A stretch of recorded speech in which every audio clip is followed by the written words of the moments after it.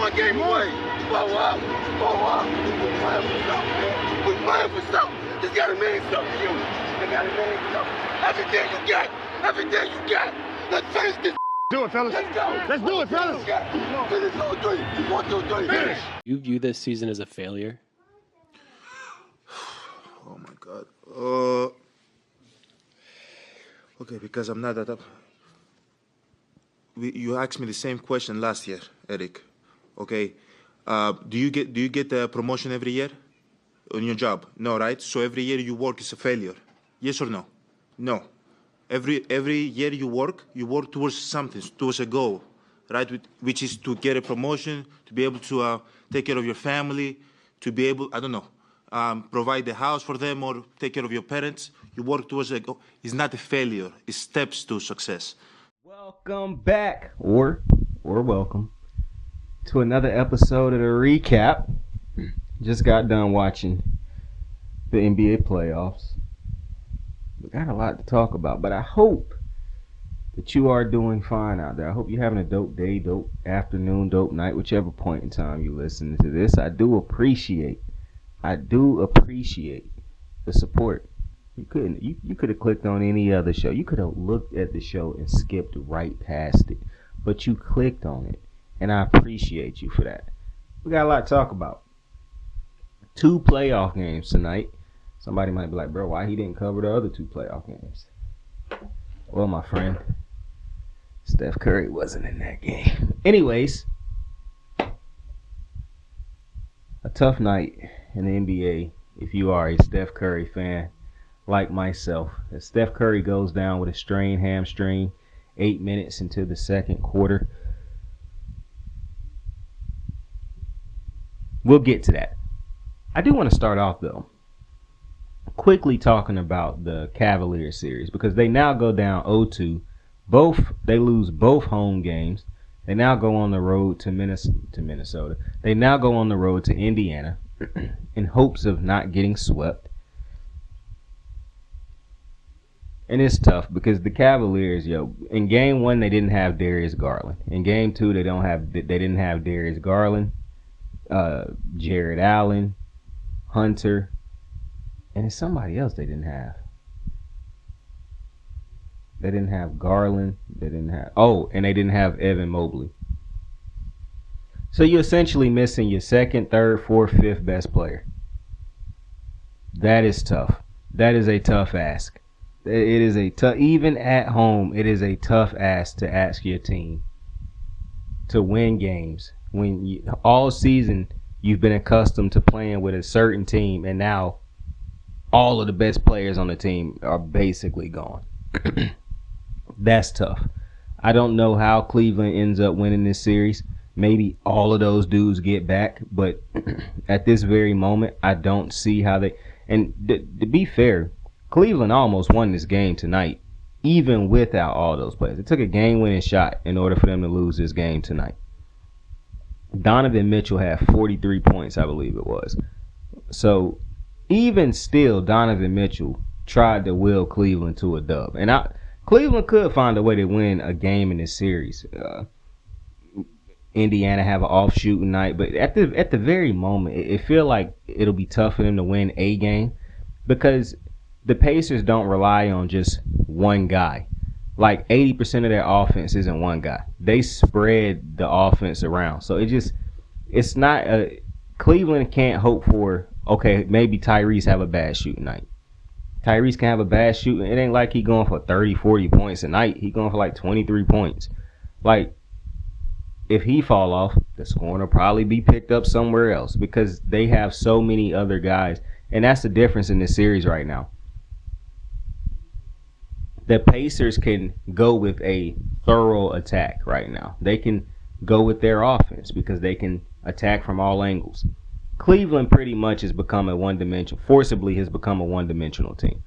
It's Donovan Mitchell or bust. And that's tough on Donovan Mitchell. So it do feel like this series is probably up at this point. And that's tough if you're a Cleveland fan. However, it feels like 2 series actually got ended tonight. And it's actually funny when you talk about it because Golden State actually beat Minnesota in Minnesota. Now, I just released my prediction video basically it really wasn't a prediction video, but I did predict the series in that show where I said I think that the Warriors are going to end up winning it, whether it be in 6 games, 7 games, 5 games. I just think they're going to end up winning it because I think they're the better team, and I think you just got to go check out that show, to be honest with you, because we'll be here. Also, my dumb ass will forget that I'm recapping what I was saying and act like that's what I'm currently shooting the show for. Minnesota lost this game for a lot of the reasons that I thought they would lose the series. And I'm going to be honest, without that Steph Curry injury, I don't know if I think this series end up going 7. I think this might end up being a 6. I don't know if I thought it would just be 5. 6-7 seemed like it might have been 5-6 the way the game started. But with the Steph Curry injury, I don't know how Golden State wins this series now because while I do think Jimmy Butler is a great player, and playoff Jimmy is a real thing. To this point, he really hasn't had to be playoff Jimmy, which is a luxury for him at this point because he done had Steph Curry just being Steph Curry. Now, I'm interested to see if playoff Jimmy comes to life now for the remainder of this series. Because if playoff Jimmy becomes a thing in this series, well, the Warriors can very much still win this series. However, if Jimmy Butler played the way he basically been playing over the last couple games or in the playoffs with Curry, they're not winning this series. And I don't think it'll be an easy series even without Steph. However, the reason I don't think it'll be an easy series is because Minnesota is not shooting you out of the gym. They might have a game where they just go nuclear shooting-wise. A lot of teams have that in the playoffs. They have one game where they just shoot well above the averages. But the Warriors could still be a tough out even without Steph. However, without Steph, to me they become a version, not a version of the Rockets, but they essentially are the Rockets. A great team, a great first-round matchup, gritty, but ultimately they will lose that matchup because while, yes, Jimmy Butler is a superstar, the better superstar of the two at the moment is AE. Now, the thing that could get interesting in this series with Steph being out, because I personally don't believe that Steph should play again in this series. Hamstring injuries are very serious injuries. He's strained his hamstring. Bro, he could feel all right, come back in the next game, and pull that motherfucker. So I lean more towards it's unfortunate, but you probably can't play Steph in this series, but that's just my opinion. Steph and Jimmy and LeBron and all of these stars who done played through crazy injuries, I can't tell you what they're going to do. I'm just telling you what I would probably do. Now, if I am Steve Kerr and I can get Jimmy Butler to play like playoff Jimmy, I very much believe that I can win this series still.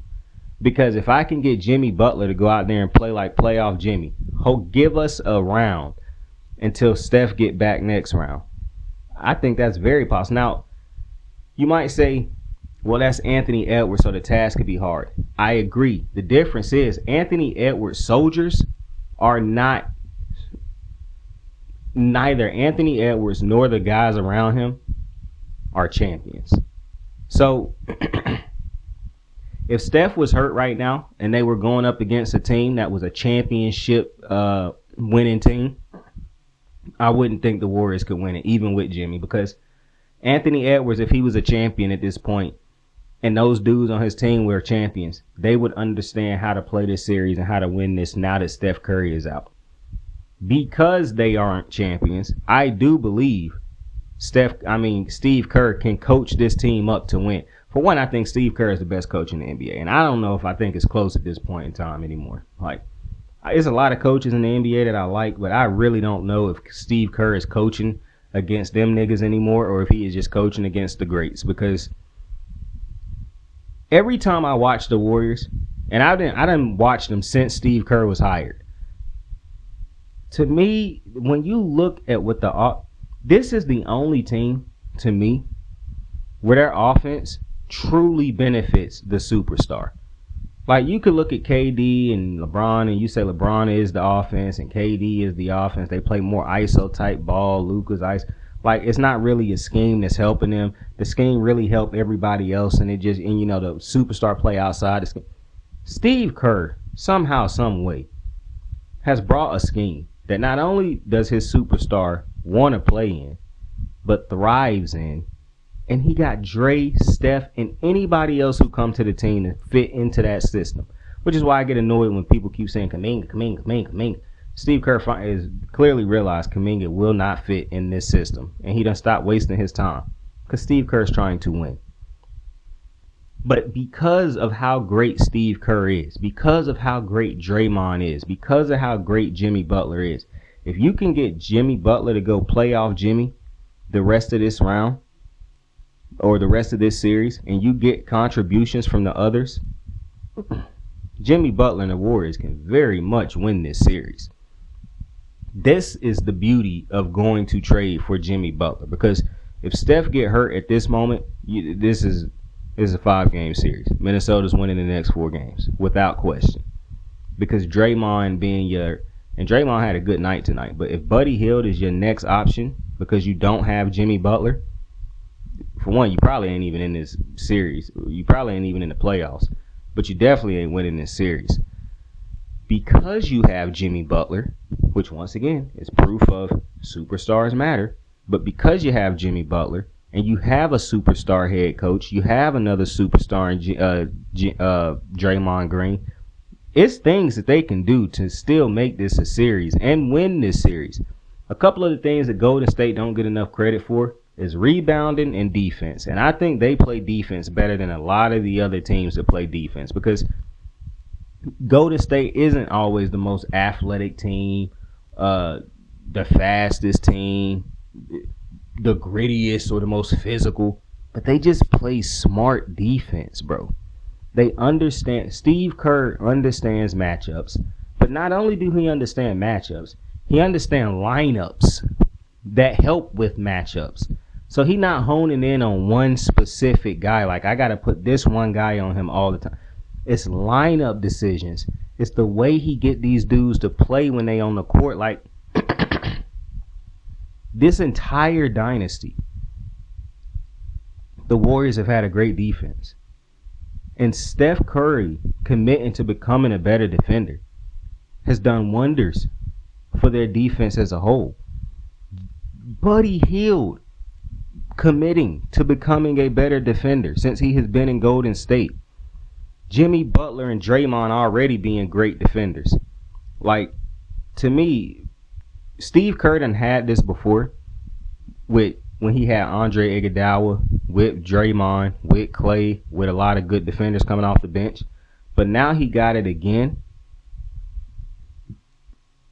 And I just think that it would be foolish for me to not believe that there is a path to victory for Steve Kerr and the Warriors because of how great they play defense and how great of a coach he is. Now, remember, off of great defense and coaching alone, you won't win against a superstar like AE. We just saw that with the Rockets. They had great coaching, great defense. Steph Curry still got them. But if Jimmy Butler, that's the caveat, if Jimmy Butler can be playoff Jimmy, and you get that coaching from Steve Kerr and that defense that they've given you. Because to me, the defense and the coaching is not in question. We know we'll get that. Playoff Jimmy shouldn't be in question, but to this point, we haven't seen him have to be that. In Miami, he had no choice but to be that from start to finish. Steph Curry allowed him to not have to be that. And we got to remember Jimmy Butler also coming off of an injury. If Jimmy Butler can be that and the others follow, this could still be a win of a series for Golden State. Now, tough to, because I picked Golden State to win this series, not thinking Steph Curry would get hurt. But I can't talk about the series now as if Steph Curry isn't hurt. I mean, which is a bummer because I'm pretty sure I was about to be right about this series. But, you know, it is what it is. I'm not going to change my pick, though. I'll stick with the Warriors. That's why I just told you all of the different things that have to happen for them to still win the series. Now, all of those things can still happen, and Anthony Edwards can go crazy, and they can end up losing this series. I just don't see that happening. Not the Anthony Edwards going crazy part, because Anthony Edwards won't have a game like he had tonight, where he shoot the ball as bad as he shot the ball in that first half. However, this is why I said a lot of the analysts who are LeBron stans are misanalyzing this series, saying that Golden State is just going to get swept off the floor because the Timberwolves are big and they look how they played against the Lakers. Bro, there were flaws in the Lakers that people did not want to admit. And then once they lost to the Timberwolves, it immediately became, oh, because they beat us, they got to beat us. No. For one, the Lakers do not defend at the level that the Warriors defend at, and they don't defend the same. The Warriors are not trying to funnel people into the center. They're not trying to funnel people into certain areas of the floor. They got Draymond walking around like Ed Reed, defending whoever he needs to defend. They got Jimmy Butler manning up with dudes. Gary Payton manning up with dudes. They got Pods and Steph Curry playing they mans. Like, it's not them trying to do all these weird ass schemes and shit like that. They just play smart man up defense, bro. They just stick with they men. They don't. That's why it's very rare that you see the Warriors standing around in space and somebody might get beat, even though you don't even see the Warriors get beat like Luka was getting beat. Like, it's things that you see bad defensive teams do that the Warriors just don't do. And because the Warriors don't remain consistent in so many different areas, they just do so many little things right. And I know I done been critical of the Warriors because I think they would be multiple. I believe that Steph Curry could have far more than 4 championships right now if they had to prioritize Steph Curry and not the young core.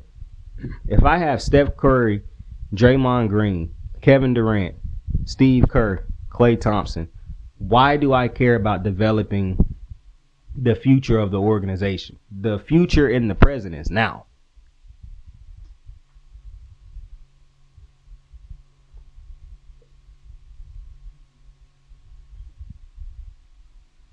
But because the Warriors do so many of the little things right, I'm gonna be honest, I know it's glazing at this point.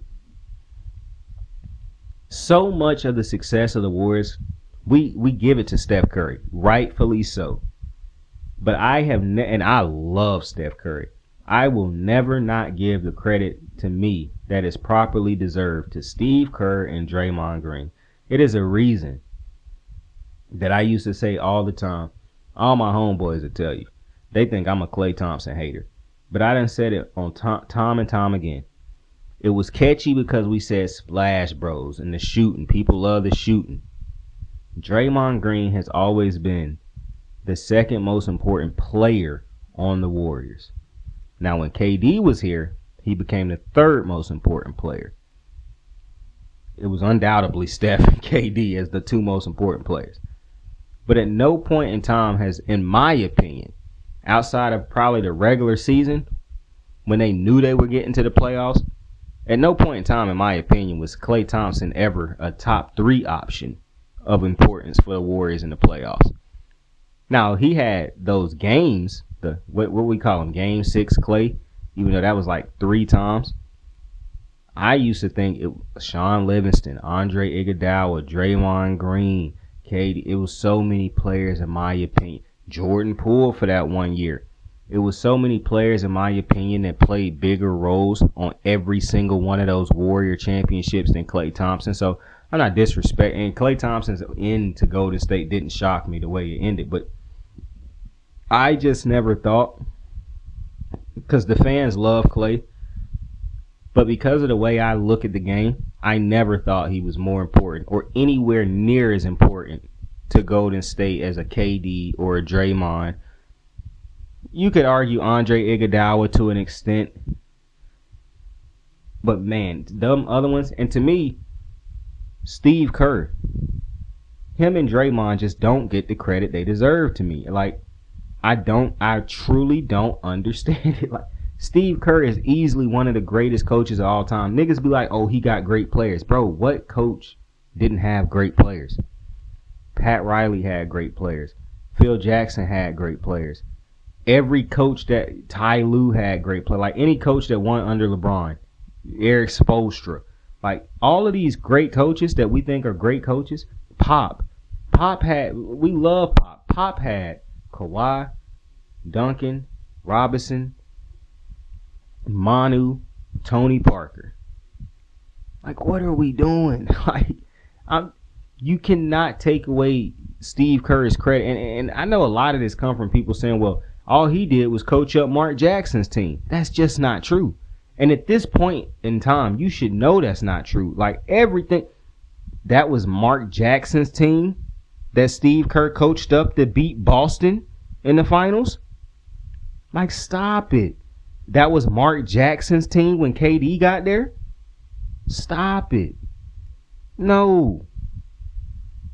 To me, the Warriors, the greatest decisions that the Warriors have made was turning the keys over to Steph Curry from Monte Ellis, going after Steve Kerr with Mark, because I can't even tell you how unbelievable. That's why, even though I'm critical of the Warriors, I will never shade some of the moves that they have made, because to me, they done made some generational moves that most people, most teams, most GMs would not have made. At that point in time in Steph Curry's career, it's not. I know he got that was a very team-friendly deal. Not a lot of teams would have even given him that deal off of those injuries he had sustained to that point. That's one move that they made that paid off. The next, and not to mention, they done had no problem paying him his worth ever since.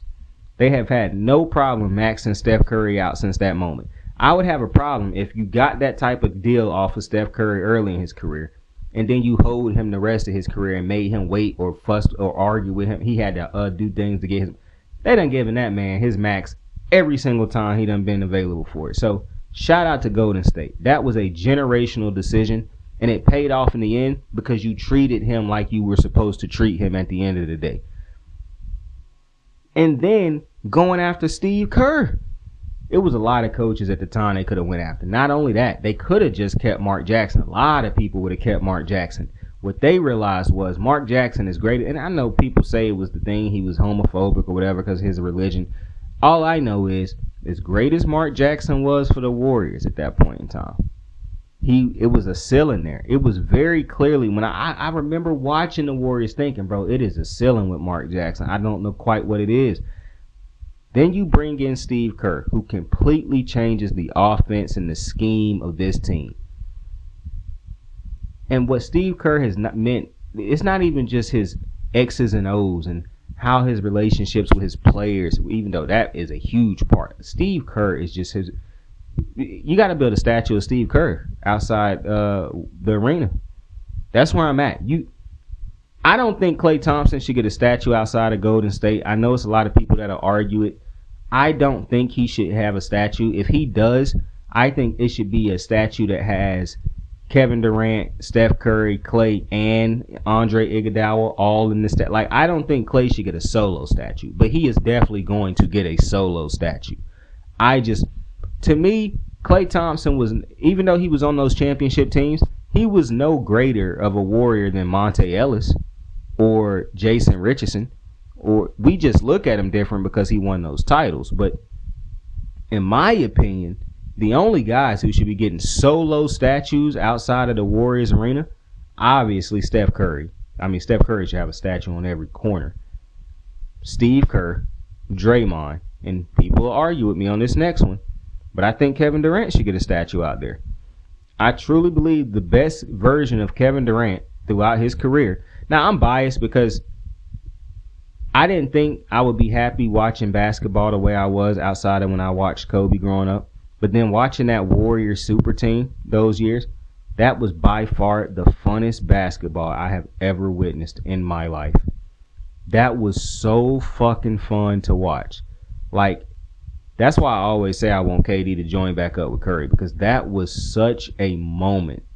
That is the definition of I'm here for a good time, not a long time, that was so unbelievably fun for me. Like, I enjoyed every single second of that run. That's probably why I take it so personal that Kawhi's second championship get boosted up the way it did, because I know that Kevin Durant and them boys weren't healthy. And if they were, Curry and them would have had 5 rings at this point. Kevin Durant would have 3. But that was peak basketball entertainment for me, bro. That was like watching the Attitude Era every Monday, going home knowing that the Attitude Era was going to throw some fire shit at you every single Monday. That's basically what that was for me. I enjoyed that thoroughly. Now, to continue, I got a little bit off track right there.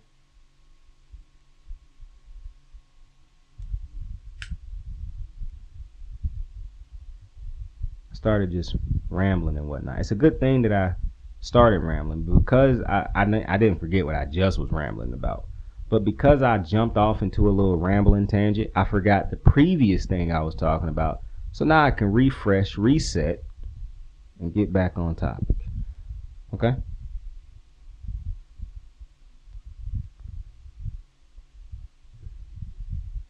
Because I started off talking about Steve Kerr and Draymond. And then I just went places. Now, Minnesota.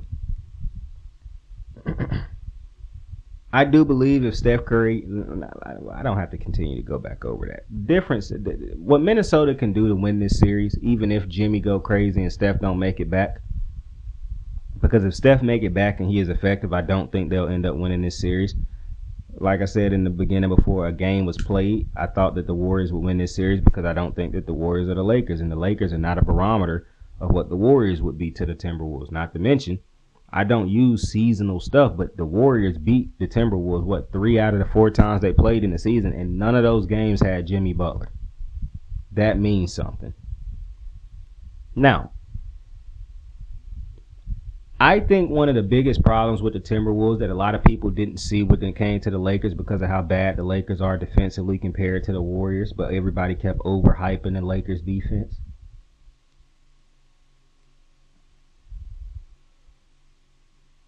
Aside from the extra effort that Warrior players give you, I think one of the differences is for the Timberwolves is what was effective against the Lakers of how Anthony Edwards and Julius Randle could basically just go and find the matchup they wanted and go attack that matchup consistently. You can't really do that against the Warriors because of how the Warriors play.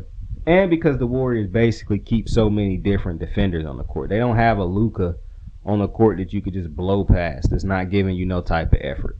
All 5 guys on the court for the Warriors are giving you effort. Not only are the Warriors giving you effort, they're not just standing back waiting to be attacked and disengaged at times because they don't get play on the offensive side. The Warriors are actually being aggressive. They playing up on the ball handlers.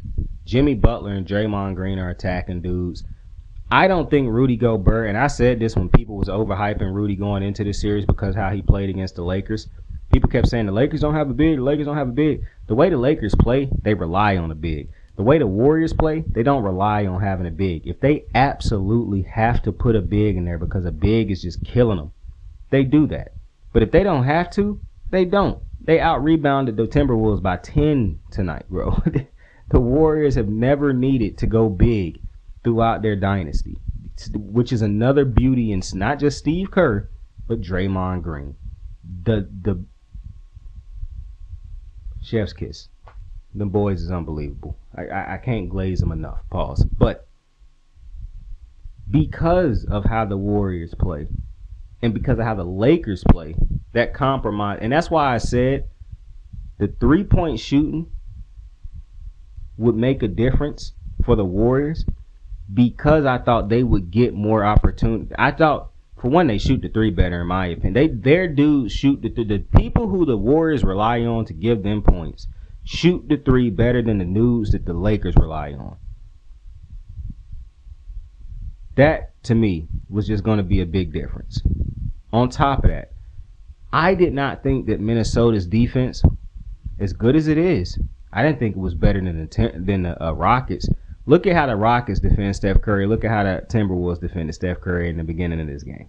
It's completely different styles. Steph Curry is going to get his against. That's exactly why he basically averaged 30 points against the Timberwolves this season. Because they don't defend him the way the Rockets defend him. I don't know if they're even capable of defending him the same way because Steph Curry done worked every single dude on that team throughout the year and the years, basically. Like, I don't know that Minnesota. I just think Minnesota is severely outmatched in this series when the Warriors are healthy, because they don't know how to defend Steph Curry, and now Draymond and Steve Kerr just understand what to do when you put Rudy Gobert. I don't know if Rudy Gobert will ever win a series against Steph Curry unless it's this one right now when Steph get hurt, because Rudy Gobert just cannot play against the Warriors. I done seen it time and year after year. It feel like Rudy Gobert is consistently been exposed by the Warriors when he plays them. Steph Curry got him on highlights year after year.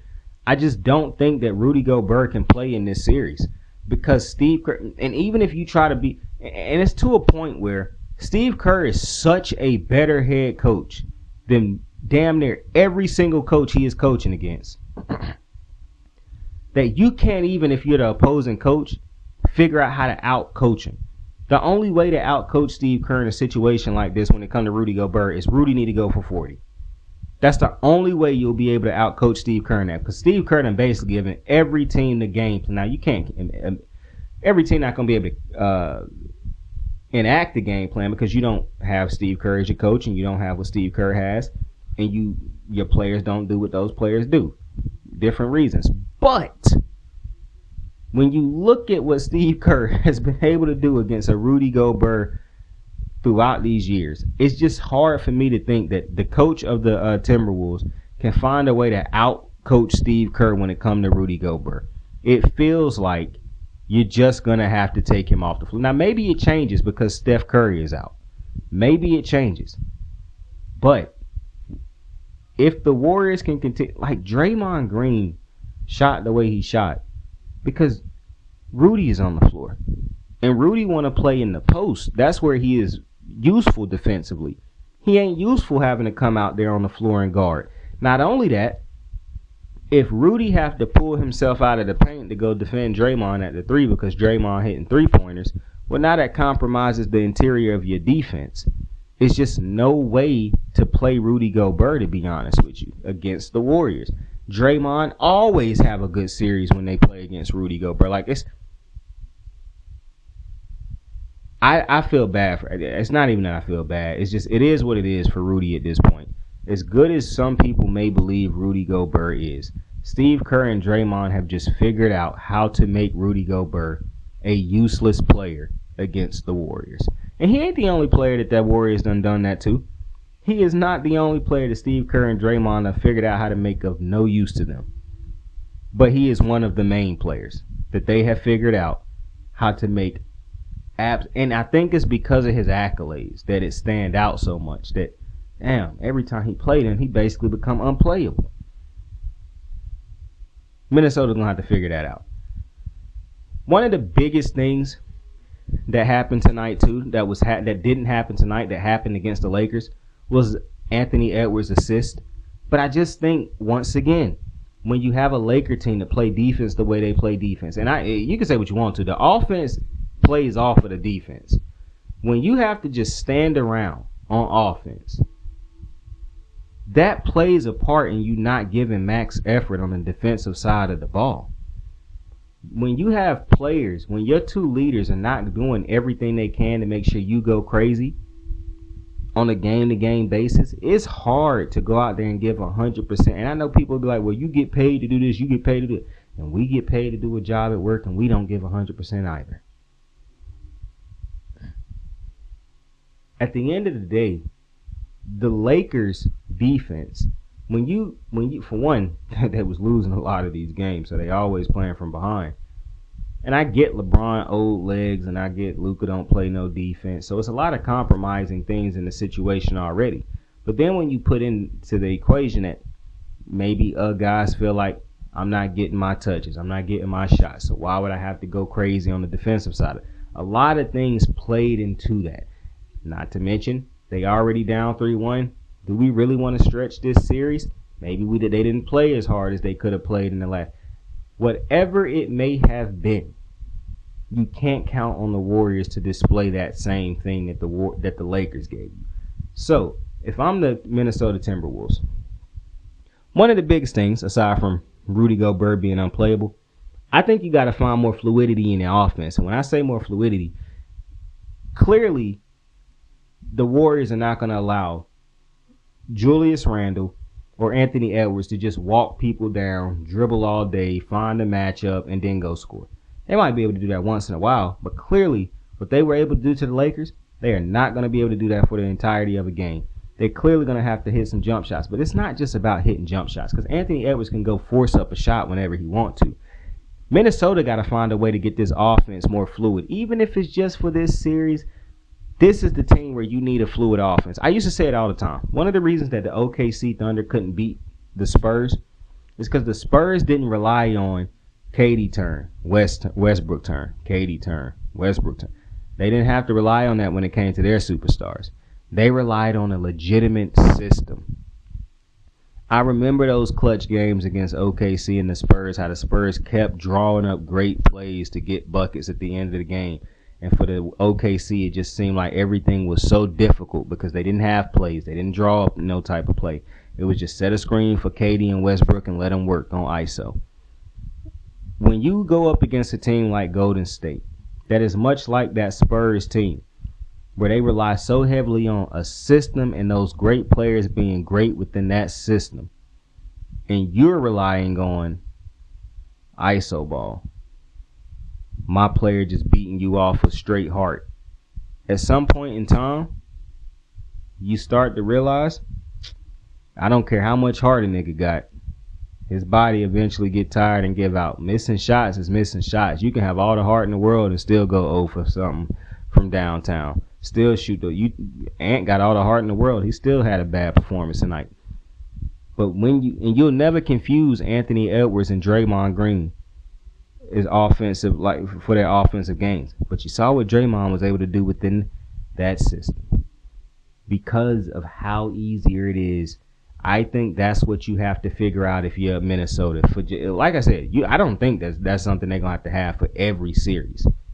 But against this team, now maybe it changes without Steph Curry, but this is not a team that's going to let you beat them because they beat themselves. They're not an undisciplined team. This is a Warriors team, and in the playoffs, this is the toughest out. Because how do you figure out how to take out Steph, Dre, and Kerr 4 times in a series? It's the toughest thing in basketball, in my opinion, to do right now, not taking out the Boston Celtics. Now, granted, like I said, once again, Steph Curry is hurt, so these things could change. But if you're Minnesota, what you don't want is this series to turn into Anthony Edwards trying to shoot out of shooting slumps by just shooting up ISO shots all game. You want him to figure out ways to get this offense going so that it's some more fluidity in it, so that Nas and all these other dudes on the offense can get their shots. Because you got guys on the team who can score. You just want to. I think this is going to be a tough series for Julius Randle also, but I'll get to that in a second. But there is a world where the offense for the Timberwolves, see, I just think that's one of the things that kill teams. When you let players rely so heavily on ISO ball and whatnot throughout the season, and then you run into a team like this, man, because the Spurs killed a lot of teams because they didn't play, because they ran a system with their great players and didn't rely on just athleticism and pure talent. They coached them up. That's just so, like, obviously it's a coaching mismatch in this series, which is why this is going to, I never thought, when I was seeing niggas say this was going to be a sweep, I just thought that was just the stupidest shit. Like, Steph Curry really done scarred some niggas, because that's the only way you would call a sweep is if you hate Steph Curry. But looking at how was difficult of a challenge the Warriors are, or how difficult an out they are, once again, because I think that the Timberwolves can figure it out defensively, especially with Curry out. They'll figure it out defensively. Offensively is where, because I just felt like going into the series, it was going to be so many games where it could be long stretches where the Timberwolves struggle to score because the offense doesn't really help them score. Their scoring, scoring comes off of dudes just being hot, or Anthony Edwards being able to draw the offense in and kick it out. The Warriors don't play foolish enough to allow things like that to happen, which is why I think you have to play a mature brand of basketball in order to beat the Warriors, especially when you just aren't just straight out more talented than the Warriors. Because I know people came into the series saying that they was just outright the more talented team, but I never believed that. Jimmy Butler, Draymond Green is still on this fucking team. Like, it's crazy the disrespect that people be having for some of these players, but it's absolutely crazy. But I do hope Steph gets back in this series. Don't know if he will, but I still believe that this will be a very competitive series, even if Steph does not play, as long as playoff Jimmy came to play. Because I know Dre gonna show up. I know I know Steve Kerr gonna show up. And I have a strong faith and belief that Steve Kerr will get different guys to show up on that team every night. Hell, he even gave Kuminga a couple minutes tonight.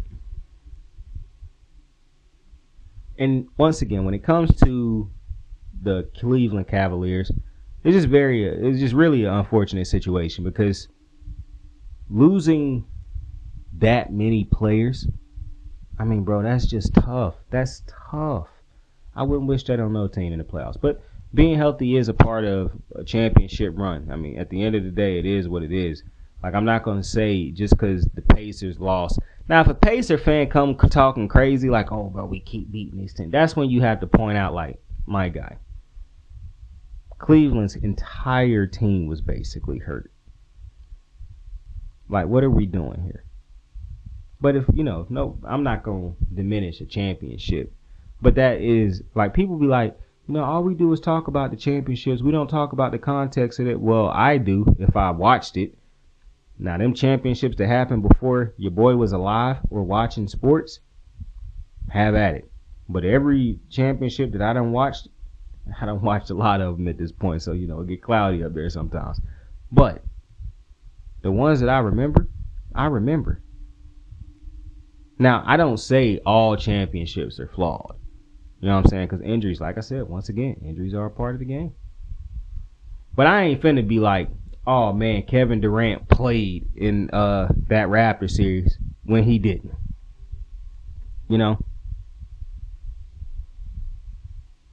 Anyways. It's a tough break for Cleveland. It's a very tough break for Cleveland. But shout out to the Pacers because at the end of the day, the Pacers still had to go out there and get it done. We didn't see teams drop these games because they don't take them serious enough.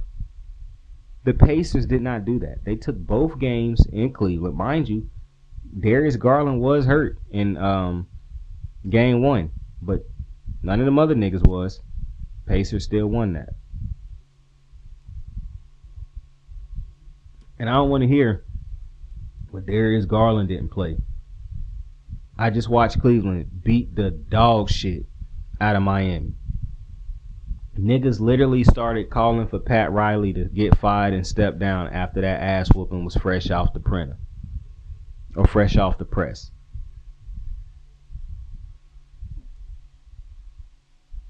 Nonetheless, I appreciate you for joining me, man, on this quick, short little episode of the recap. That's how I plan on doing it, man. I plan to just get out these recaps after the game is over. They don't have to be like long, hour plus long shows. We're just recapping the games that happened that night. If I keep up with it, we won't have to do these long ass recaps where I'm talking about all these other teams. But me rambling right now is making the show even longer. So with that being said, I appreciate you for joining me on another episode of the recap. Tell somebody you fuck with them. Tell somebody you love them. You could be anything in this world. So choose to be kind to somebody today. Like, subscribe, share, tell a friend to tell a friend. I appreciate you. I fuck with you. I love you. It mean the world to me. All the support. Have a good night. Have a good day. Have a good afternoon. Saying out. And we will do anything for family. Now go home and smoke some more crack. I got the moves like hot sauce. Lil' mama taking the top off. I'm laying down getting topped off. After this, she know she getting knocked off. I know she loving the money, so I keep on thumbing and thumbing. She say she horny when she taking shots, so I keep them coming and coming. Now I'm putting dick in her tummy. Scoop her up like I'm raking her something. You would think shawty red track, the way that she running and running. You getting dumber and dumber. You out here chasing the bone. After she finished from giving me dome, the Uber is taking her home. Tight.